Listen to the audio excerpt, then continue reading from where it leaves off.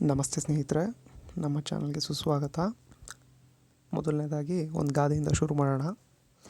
Luck sometimes visits a fool but it never sits with him.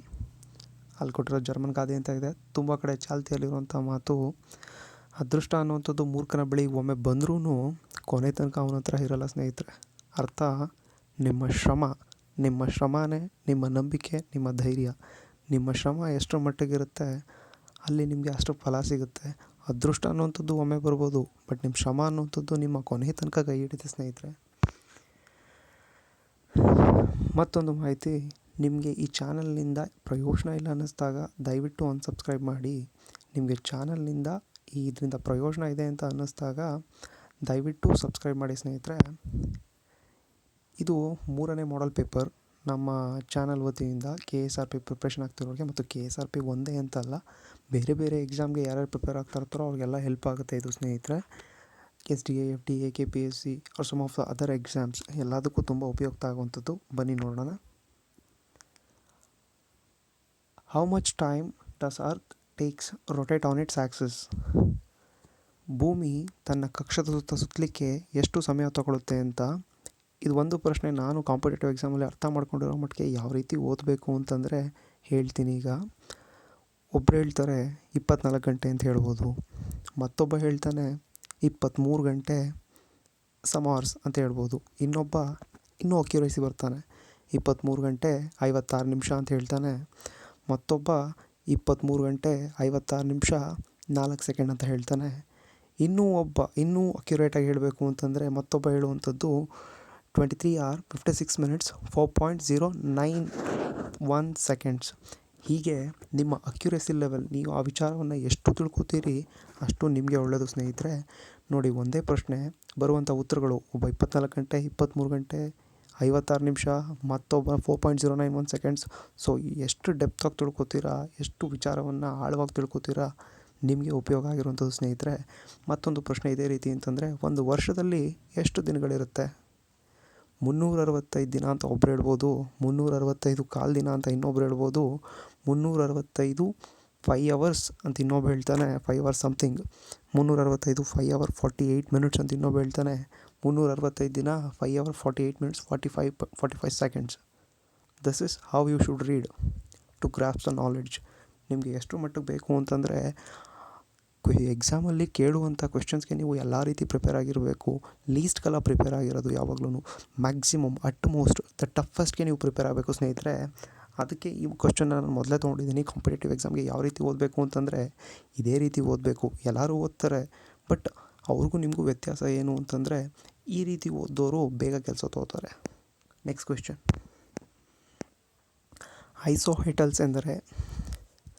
ಐಸೋಹೈಟಲ್ಸ್ ಅಂತಂದರೆ the line joining the equal intensity of rainfall.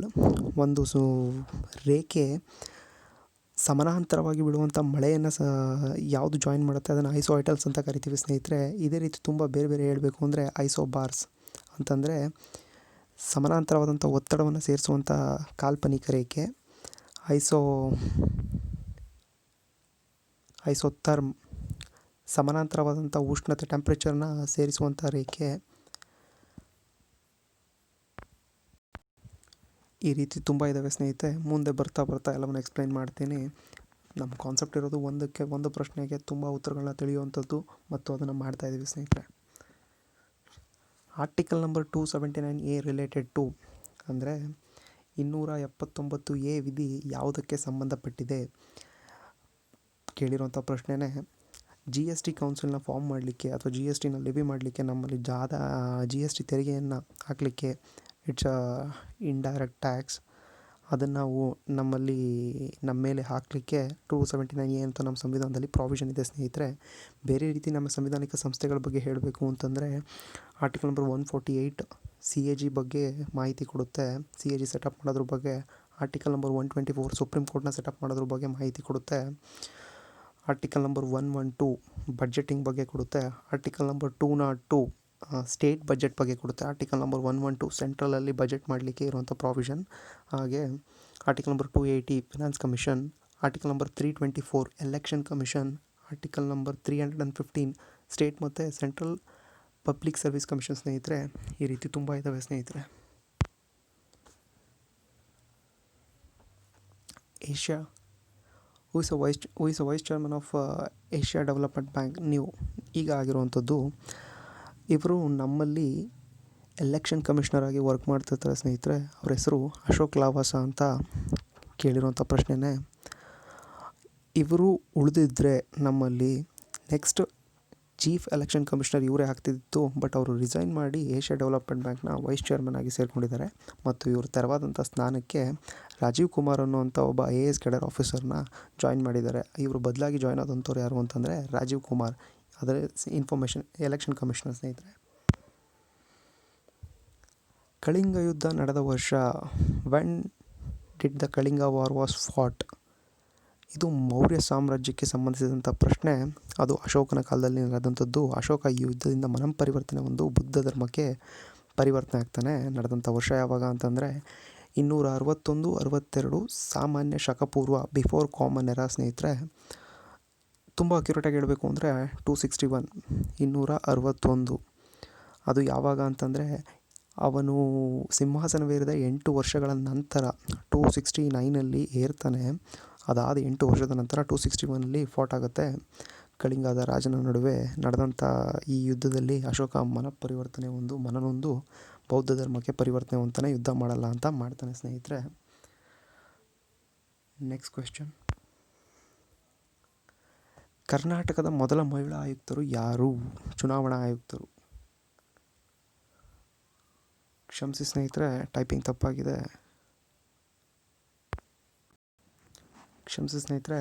ಭಾರತದ ಮೊದಲ ಮಹಿಳಾ ಚುನಾವಣಾ ಆಯುಕ್ತರು ಯಾರು ಅಂತ VS ರಮಾದೇವಿ ಅಂತ. ಇವರು ಕರ್ನಾಟಕದ ಮೊದಲ ಮಹಿಳಾ ರಾಜ್ಯಪಾಲರಾಗಿರ್ತಾರೆ ಸ್ನೇಹಿತರೆ. ಭಾರತದ ಮೊದಲ ಮಹಿಳಾ ಚುನಾವಣಾ ಆಯುಕ್ತರು, ಕರ್ನಾಟಕದ ಮೊದಲ ಮಹಿಳಾ ರಾಜ್ಯಪಾಲರು ಇವರೇ VS ರಮಾದೇವಿ ಸ್ನೇಹಿತರೆ.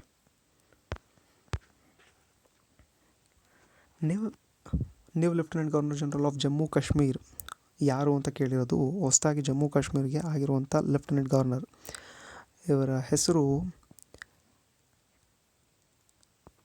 ಮನೋಜ್ ಕುಮಾರ್ ಸಿನ್ಹಾ ಅಂತ ಸ್ನೇಹಿತರೆ. ಇತ್ತೀಚೆಗೆ ಇವರು ಅಧಿಕಾರವನ್ನು ವಹಿಸ್ಕೊಡ್ತಾರೆ. ಇವರಿಗಿಂತ ಮೊದಲು ಇದ್ದಂಥವರು ಗಿರೀಶ್ ಚಂದ್ರ ಮುರ್ಮು ಅಂತ ಜಮ್ಮು ಕಾಶ್ಮೀರ್ಗೆ ಅಧಿಕಾರವನ್ನು ವಹಿಸ್ಕೊಂಡಿರ್ತಾರೆ. ಅಕ್ಟೋಬರ್ 31 ಏಕತಾ ದಿವಸ್, ನ್ಯಾಷನಲ್ ಯೂನಿಟಿ ಡೇ ಸೆಲೆಬ್ರೇಟ್ ಆಗುತ್ತೆ. ಅವತ್ತು ಜಮ್ಮು ಕಾಶ್ಮೀರ ಅನ್ನುವಂಥದ್ದನ್ನು ರಾಜ್ಯ ಆಗಿದ್ದಂಥದ್ದನ್ನು 2 ಕೇಂದ್ರಾಡಳಿತ ಪ್ರದೇಶವನ್ನು ಮಾಡ್ತಾರೆ. ಒಂದು ಜಮ್ಮು ಕಾಶ್ಮೀರ, ಮತ್ತೊಂದು ಲಡಾಖ್ ಇರುವಂಥದ್ದು.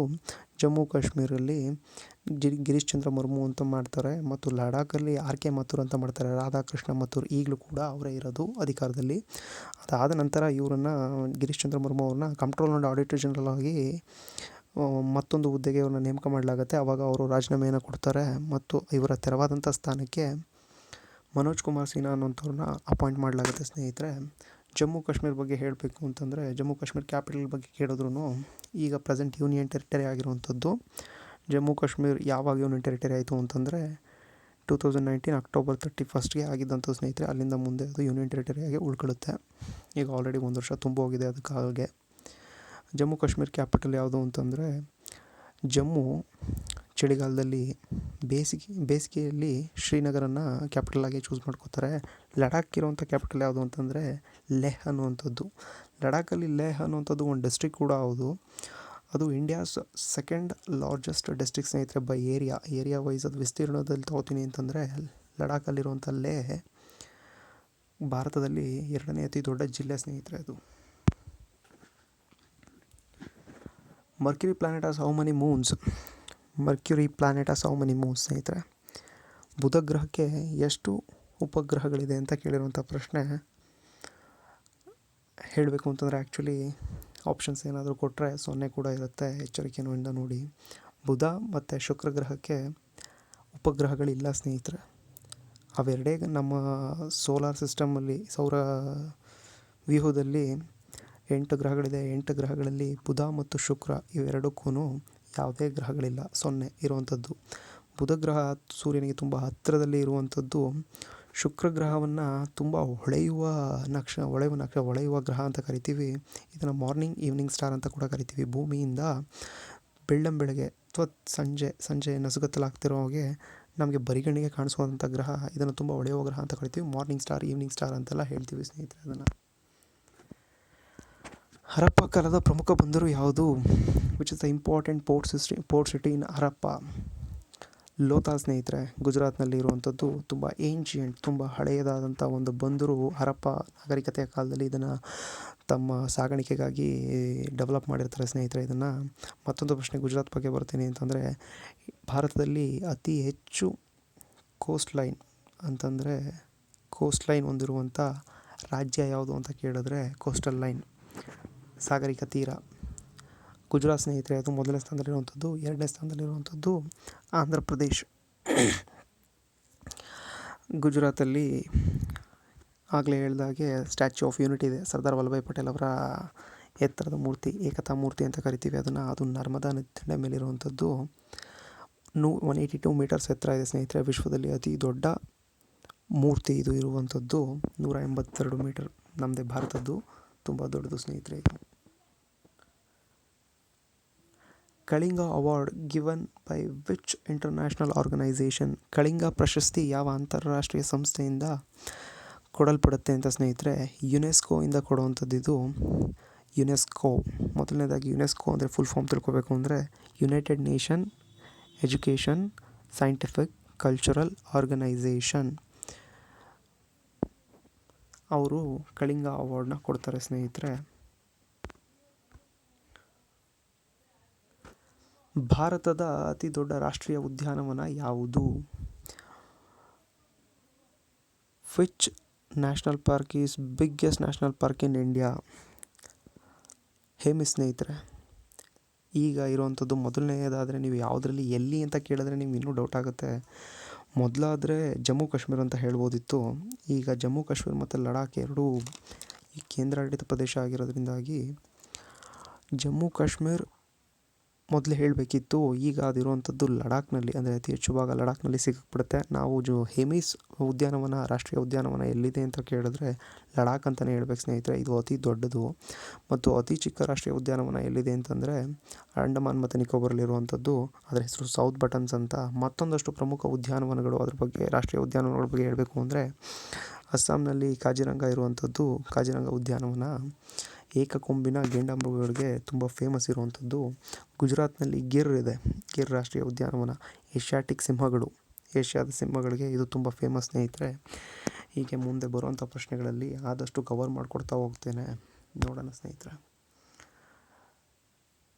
ನನ್ನ ಉದ್ದೇಶ ಈ ವಿಡಿಯೋ ಮಾಡೋದ್ರಿಂದ ತುಂಬ ಜನಕ್ಕೆ ಉಪಯೋಗ ಆಗುತ್ತೆ ಅಂದ್ಕೊಂಡೇ ಮಾಡ್ತಿದ್ದೀನಿ. ನಿಮಗೆ ಒಂದು ಪ್ರಶ್ನೆಗೆ ಹಲವಾರು ಉತ್ತರಗಳು ಮತ್ತು ಅದರ ಲಿಂಕಿಂಗಲ್ಲಿ ಯಾವ ರೀತಿ ಪ್ರಶ್ನೆ ಕೇಳ್ತಾ ಹೋಗ್ಬೋದು ಮತ್ತು ಕೇಳಿದ್ರೆ ಯಾವ ರೀತಿ ಫಾರ್ಮ್ ಮಾಡ್ಬೋದು, ಯಾವ ರೀತಿ ನೀವು ಉತ್ತರ ಮಾಡ್ಬೋದು ಅನ್ನೋದಕ್ಕೋಸ್ಕರ ಈ ವಿಡಿಯೋಗಳನ್ನ ಮಾಡ್ತಾಯಿದ್ದೀನಿ ಸ್ನೇಹಿತರೆ. ನಿಮಗೆ ಇಷ್ಟ ಆಯಿತು ಅಂದರೆ ಈ ವಿಡಿಯೋನ ಲೈಕ್ ಮಾಡಿ, ಶೇರ್ ಮಾಡಿ ಮತ್ತು ನಿಮ್ಮ ಸ್ನೇಹಿತರಿಗೆ ಬೇರೆಯವ್ರಿಗೂ ಹೇಳಿ, ನೋಡಲಿ, ಅವ್ರಿಗೂ ಹೆಲ್ಪ್ ಆಗುತ್ತೆ. ನಿಮ್ಗೆ ಇಷ್ಟ ಆದರೆ ನಮ್ಮ ಚಾನಲ್ನ ಸಬ್ಸ್ಕ್ರೈಬ್ ಮಾಡ್ಬೋದು ಸ್ನೇಹಿತರೆ. ಧನ್ಯವಾದಗಳು ಇಷ್ಟೊತ್ತು ತನಕ ನಮ್ಮ ವಿಡಿಯೋನ ನೋಡಿದ್ದಕ್ಕಾಗಿ.